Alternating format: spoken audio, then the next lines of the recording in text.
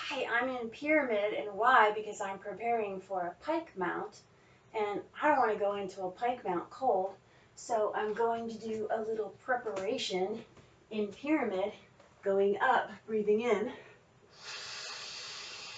hip hinging over, which mimics my pike hip hinge, and down, releasing my neck, inhaling up. And you can do 10 or 20 of these on each side to prepare and to warm up for a pike mount. And since I've already warmed up, I will come into a tuck or actually come into a downward facing dog first. Downward facing dog, shoulders into the trainer, and walk my toes in. Now here's the thing. Pike puts a lot of pressure in the low back, and if the belly's not there to help it, that's the low back is taking the load. And maybe the glutes aren't helping quite as much. The low back is taking a lot of this, lifting those legs off the earth. So let's help it by using our breath and using our belly to pull in, using our elbows to pull in and load down through our arms and pick up through our belly.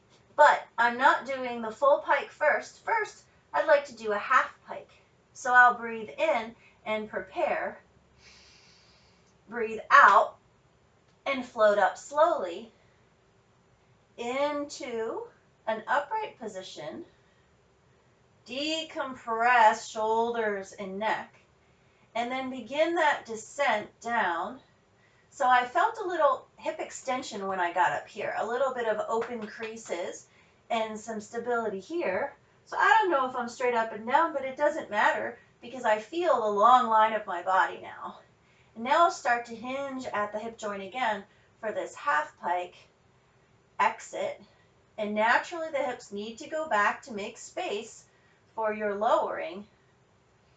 You could bring your hips further forward, but I don't advise it. You're going to float that leg down.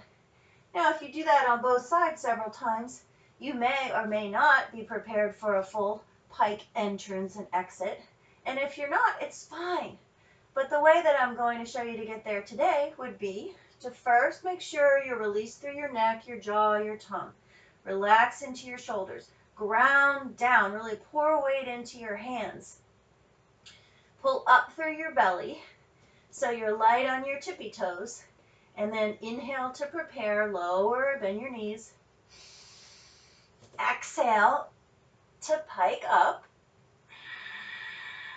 With that breath, feel the hip extension. You took the flexion out of your hips.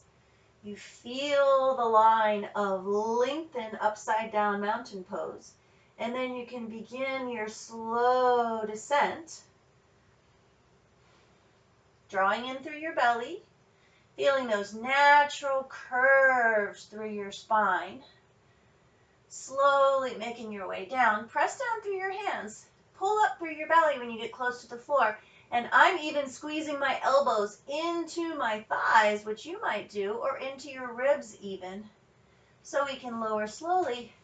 And of course, take a moment to recover. Not jumping up all at once and going to the next thing.